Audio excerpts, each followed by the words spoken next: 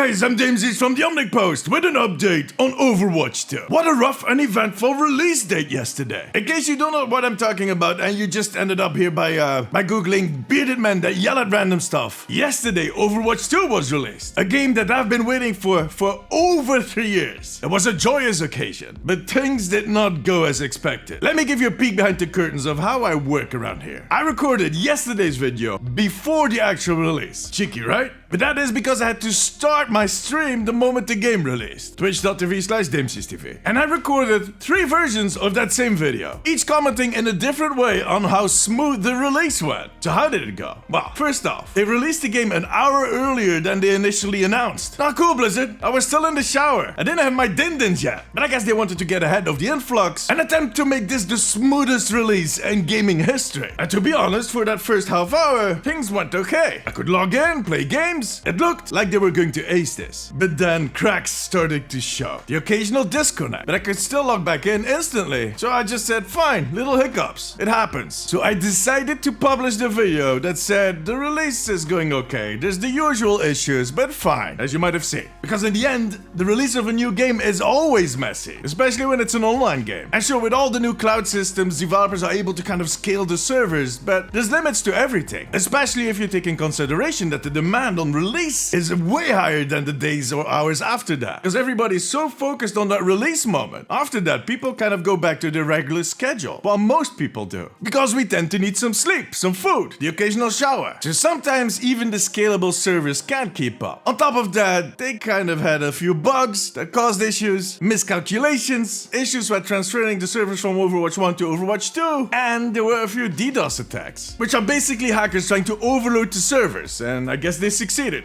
It's just a lot of technical mumbo-jumbo that resulted in disconnections, followed of queues of 40,000 people. Huge numbers. My stream yesterday was about 90 minutes of gameplay and 5.5 hours of me staring at that queue while I was hanging with my chat and talking to them. It was fun, but I would rather have been playing the game and talk to my chat. That queue was just dreadful. It kept going up, down.